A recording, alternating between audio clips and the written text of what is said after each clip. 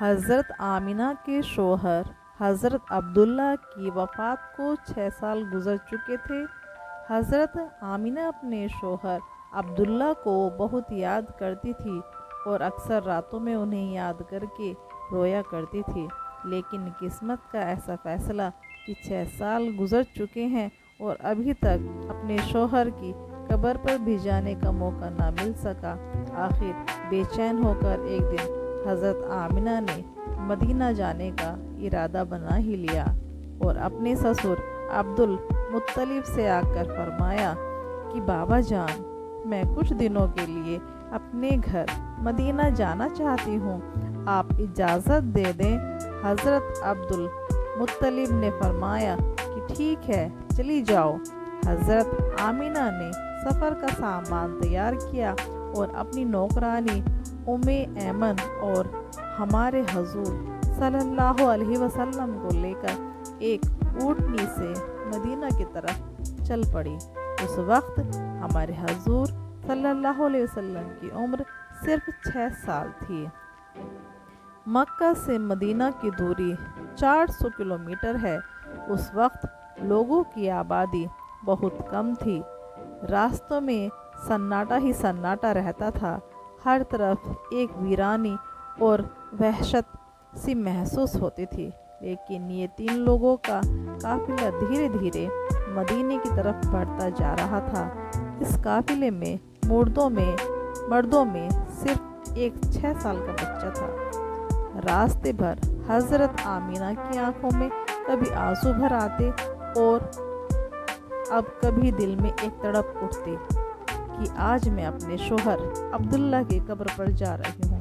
میں جا کر مدینہ میں اپنے گھر والوں سے پوچھوں گی کہ وہ کیا منظر تھا جب میرے شوہر اپنی زندگی کی آخری سانسیں لے رہے تھے، انہیں کیسا درد اٹھا تھا، وہ مجھے کیوں اس بھری جوانی میں چھوڑ کر چلے گئے۔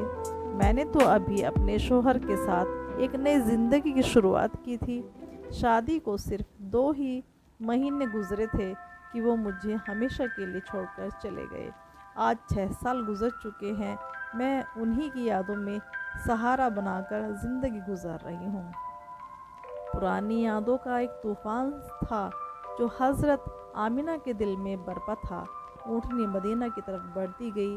10 دنوں کا سفر کر کے حضرت آمنہ مدینہ پہنچی۔ گھر پہنچتے ہی حضرت آمنہ نے جیسے ہی اپنی امی کو 6 سال کے بعد دیکھا تو شوہر کا وہ غم جو ابھی تک دل میں تھا ابھر کر چہرے پر آ گیا، اور پھر حضرت آمنہ اپنی امی سے لپٹ کر زور زور سے رونے لگی۔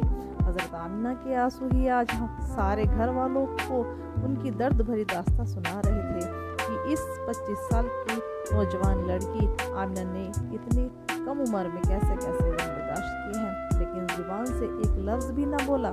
آج جب 6 سال کے بعد اپنی ماں پر نظر پڑی تو حضرت آمنہ اپنے آپ پر قابو نہ کر سکی اور اپنی امی سے لپٹ کر سب کچھ کہہ ڈالا۔ حضرت آمنہ کی امی اپنی بیٹی کو دلاسا دے رہی تھی اور کہہ رہی تھی کہ بیٹی پریشان نہ ہو، اللہ تجھے اس کا بہتر بدلہ عطا فرمائے گا۔ حضرت آمنہ کی امی نے جب اپنے ناتی محمد کو دیکھا تو بہت خوش ہوئی اور ہر ایک کے سامنے تعریفیں کرتے رہ تھکتی کہ ذرا میری ناتی کو تو دیکھو، اللہ نے اسے کیسی خوبصورتی عطا فرمائی ہے۔ 2 دن کے بعد حضرت آمنہ اپنے شوہر عبداللہ کی قبر پر پہنچی۔ قبر کے پاس بیٹھ کر بہت دیر تک روتی رہی اور دل ہی دل اپنے شوہر سے کچھ کہہ رہی تھی۔ شاید وہ کہہ رہی ہوگی، اے عبداللہ، تم مجھے اتنی جلدی چھوڑ کر کیوں چلے گئے؟ میں نے تو تمہارے ساتھ ساری زندگی گزارنے کے سپنے دیکھے تھے، لیکن تم نے مجھے زندگی کے سفر میں اکیلا ہی چھوڑ دیا۔ مجھے تمہارے بغیر بالکل بھی اچھا نہیں لگتا ہے۔ اے عبداللہ، کاش کہ تم زندہ ہوتے تو آج اپنی اس آمنہ کا غم دیکھتے۔ میں تو گھر میں امید لگائے بیٹھی تھی کہ آپ 2 مہینے میں واپس آ جائیں گے، لیکن آپ تو ابھی تک واپس نہ آئے۔ اے عبداللہ، کاش کہ تم زندہ ہوتے تو آج اپنے اس چاند جیسے خوبصورت بچے کو دیکھتے کہ اللہ نے تیرے بچے کو کیسا حسن عطا فرمایا ہے۔ اے عبداللہ، کاش کہ تم زندہ ہوتے تو اپنے اس یتیم بچے کو اپنے کندھوں پر بٹھا کر بازاروں میں گھماتے ان کے لیے اچھے اچھے کھلونے لاتے، انہیں اپنے ہاتھوں سے کھانا کھلاتے۔ لیکن اے عبداللہ، آج یہ تمہارا چاند سا خوبصورت بچہ یتیم ہو گیا ہے، اس کے سر سے باپ کا سایہ اٹھ چکا ہے۔ تیرا یہ پیارا بچہ اپنی زبان سے تو کچھ نہیں بولتا، لیکن اس کے دل میں بھی محلے کے دوسرے بچوں کو دیکھ کر یہ خیال ضرور آتا ہوگا کہ اے کاش میرے ابا زندہ ہوتے تو وہ بھی مجھے اچھے اچھے کھلونے لا کر دیتے، مجھے بازاروں میں گھماتے اور مجھے پیارے پیارے کپڑے پہناتے۔ حضرت آمینہ اپنے شوہر کی قبر کے پاس بیٹھی برابر روئی جا رہی تھی، اور پھر شام ہوتے ہوتے اپنی باندی ام ایمن کے ساتھ گھر واپس آئی۔ حضرت آمینہ نے ایک مہینہ اپنے مائکے مدینہ میں گزارا، اور پھر ایک دن اپنی ماں سے کہا کہ اماں جان، اب میں گھر واپس جانا چاہتی ہوں، اب گھر واپس جانا چاہتی ہوں، آپ مجھے اجازت دیں۔ ماں سے اجازت لے کر حضرت آمینہ مکہ کی طرف چل پڑی۔ اونٹنی پر سب سے آگے ہمارے حضور صلی اللہ علیہ وسلم بیٹھے ہوئے تھے، پھر حضرت آمینہ اور سب سے پیچھے حضرت ام ایمن، یہ 3 لوگوں کا قافلہ مکہ کی طرف روانہ ہوا۔ ہمارے حضور صلی اللہ علیہ وسلم کے سارے ماموں اور خالائیں ان تینوں کو مدینہ کے باہر تک الوداع کہنے آئے، اور پھر یہ تینوں لوگوں کا قافلہ مکہ کی طرف روانہ ہو گیا۔ اتنا کہہ کر حضرت آمینہ نے حضور کا سر اپنے سینے پر رکھ لیا اور اپنی آنکھیں بند کر لی۔ حضور صلی اللہ علیہ وسلم نے محسوس کیا کہ میری امی کی کوئی آواز نہیں آ رہی، تو سر اٹھا کر دیکھا تو حضرت آمینہ کی وفات ہو چکی تھی۔ ہماری حضور اپنی امی کو ہلا رہے تھے، امی جان اٹھو، مجھ سے بات کرو، میں آپ کے بغیر کہیں نہیں جاؤں گا، میرا مکہ میں آپ کے سوا کون ہے؟ حضور صلی اللہ علیہ وسلم روتے ہوئے اپنی امی کو اٹھا رہے تھے، اور حضرت ام ایمن بار بار ہمارے حضور کو دلاسا دے رہی تھی اور کہہ رہی تھی کہ بیٹا، تمہاری امی ہم سب کو چھوڑ کر جا چکی ہیں، وہ اب کبھی واپس نہیں آئیں گی۔ ہمارے حضور صلی اللہ علیہ وسلم اپنی امی سے لپٹ کر رو رہے تھے اور ام ایمن سے کہہ رہے تھے کہ خالہ جان، میری امی اٹھ کیوں نہیں رہی، وہ مجھ سے بات کیوں نہیں کر رہی ہیں، میں اپنی امی کے ساتھ مکہ جاؤں گا، میرا ان کے علاوہ کون ہے؟ دوستو، وہ کیا ڈراؤنا منظر ہوگا کہ مکہ مدینہ کی آبادی سے بہت دور ایک سنسان علاقے میں 6 سال کا بچہ اپنی ماں سے لپٹ کر رو رہا ہے اور اپنی ماں کو مرتے ہوئے دیکھ رہا ہے۔ شاید اس دن آسمان کے فرشتے بھی رو رہے ہوں گے۔ اس وقت ہمارے حضور صلی اللہ علیہ وسلم کے پاس صرف حضرت ام ایمن تھی، جو کہ گھر کی نوکرانی تھی۔ گھر کی نوکرانی سے کیا دلاسا مل سکتا ہے؟ اگر اللہ چاہتا تو حضرت آمینہ کو مدینہ میں وفات دے سکتا تھا، کم سے کم ہمارے حضور کے خالہ، ماموں یا نانی ہمارے حضور کو گلے سے لگا کر کچھ دلاسا دے دیتے، اور اگر اللہ چاہتا تو حضرت آمینہ کو مکہ میں وفات دے سکتا تھا، کم سے کم ہمارے حضور کے چاچا دادا عبد المطلب یا پھوپھیاں ہی ہمارے حضور کو گلے سے لگا کر دلاسا دے دیتی اور مصیبت کے اس وقت میں ہمارے حضور کے لیے سہارا بنتی۔ لیکن اللہ تعالیٰ ساری دنیا کو دکھانا چاہتے تھے کہ اے لوگوں، دیکھو کہ محمد وہ ہستی ہے کہ جس کی خاطر میں نے ساری کائنات بنایا۔ اس بچے سے میں اتنی محبت کرتا ہوں کہ پورے قرآن میں نے اسے نام لے کر نہیں پکارا، ہمیشہ محمد سے پکارا ہے۔ اے لوگوں، یہ محمد وہ بچہ ہے کہ جس کے اشارے پر آسمانوں میں تہلکا مچ جاتا ہے، جس کے دعا کے ہاتھ اٹھتے ہی دنیا میں نظام ہی بدل دیتا ہے، جس کی انگلیوں کے اشارے پر میں چاند کو 2 ٹکڑے کر دیتا ہوں۔ اے لوگوں، یہ محمد یہ ہستی ہے کہ جسے میں نے سارے جہان کی خوبصورتی دے دی ہے۔ آ جاؤ، آج ساری دنیا والوں، ذرا ابا کے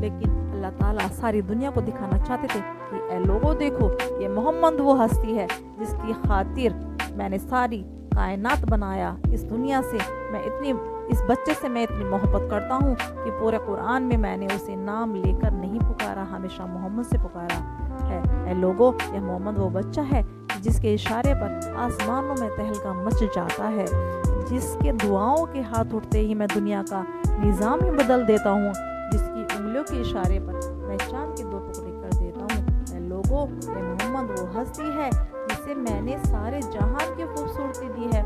आ जाओ आज सारी दुनिया वालों, ज़रा अबवा के मकाम पर आकर देख लो, इस बच्चे पर कैसी मुसीबतों का पहाड़ टूटा है, वो कैसे अपनी माँ से लिपट लिपट कर रो रहा है। आज उसे कोई सहारा देने वाला नहीं। हज़रत उम्मे ऐमन ने किसी तरह पत्थर को हटाकर कब्र बनाई और फिर जब उसमें हज़रत आमिना को उतारने लगी तो हमारे हज़रत सल्लल्लाहु अलैहि वसल्लम अपनी माँ से लिपट गए और कहने लगे कि खाला जान, मेरी अम्मी को इस पत्थर में मत रखो, मुझे उन्हें घर ले जाना है। हज़रत उम्मे ऐमन ने किसी तरह हज़रत आमिना को कब्र में उतारा और फिर हज़रत सल्लल्लाहु अलैहि वसल्लम को लेकर उठने की तरफ चल पड़ी। जब हज़रत उम्मे ऐमन उठने पर बैठने लगी तो पीछे मुड़कर देखा तो हमारे हज़रत सल्लल्लाहु अलैहि वसल्लम मौजूद नहीं थे। वो बहुत परेशान हो गई और हज़ूर कहाँ गए। ऊपर टीले से किसी बच्चे के रोने की आवाज़ आ रही थी। दौड़ती हुई ऊपर गई, देखा कि हमारे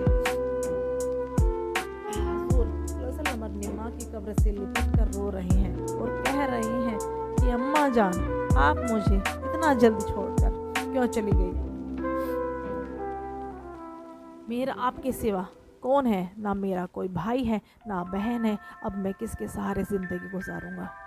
हज़रत उम्मे ऐमन ने पीछे से हज़ूर सल्लल्लाहु अलैहि वसल्लम को उठाया और कहा कि बेटा चलो घर चलते हैं। हमारे हज़ूर ने कहा कि नहीं, मैं अपनी अम्मी के साथ जाऊंगा। हज़रत उम्मे ऐमन ने किसी तरह हज़ूर को अपनी गोद में उठाकर ऊँटनी पर बिठाया और मक्का की तरफ चल दी। हज़रत उम्मे ऐमन फरमाती हैं कि जब तक आमीना की कब्र नज़र आती रही, हमारे हज़ूर बार बार अपनी अम्मी की कब्र को देखते जा रहे थे और मुझसे कह रहे थे कि खाला जान, मुझे मेरी अम्मी के पास नज़र आती रही।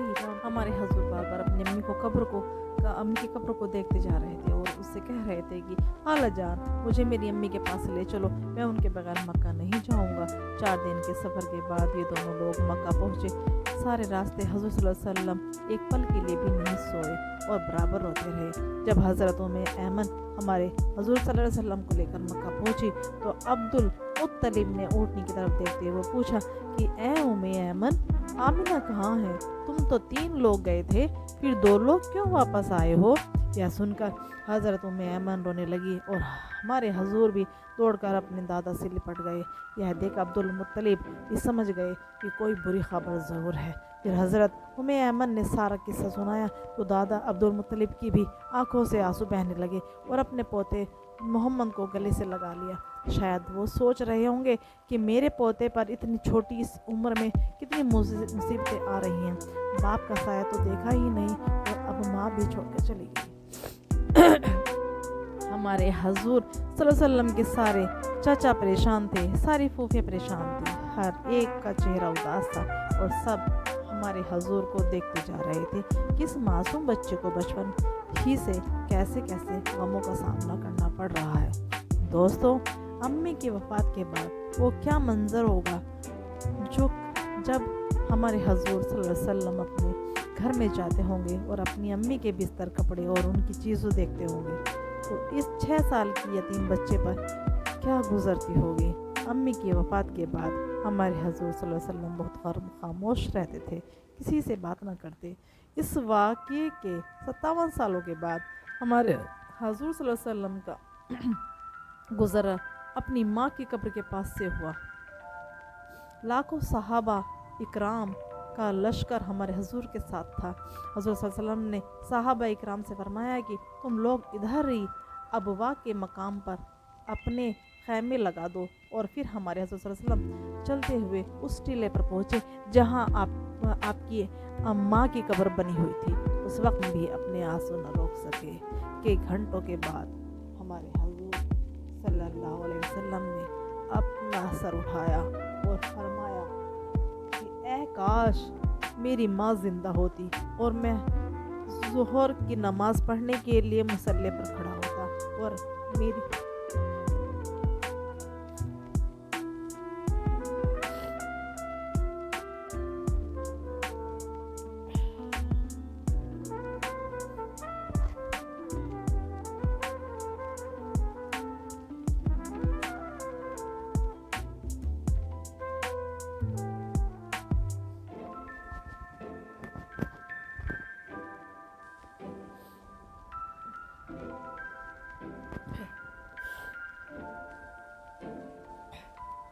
उस वक्त हमारे रसूल सल्लल्लाहु अलैहि वसल्लम अपनी माँ की कब्र से लिपट कर ऐसे रोए थे कि सहाबा इकराम भी अपने आंसू न रोक सके। कई घंटों के बाद हमारे हज़रत सल्लल्लाहु अलैहि वसल्लम ने अपना सर उठाया और फरमाया कि ऐ काश मेरी माँ ज़िंदा होती और मैं ज़ोहर की नमाज़ पढ़ने के लिए मुसल्ले पर खड़ा होता और मेरी माँ पुकारती, बेटा मोहम्मद, तो मैं अपनी माँ के लिए अपनी नमाज़ तोड़ देता।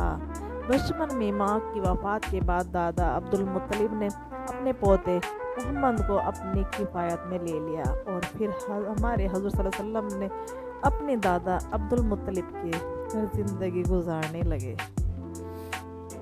तो आपको ये कहानी, ये किस्सा मेरा कैसा लगा? अगर आपको मेरा एक कहानी और किस्सा अच्छा लगा हो तो इसे शेयर करें, लाइक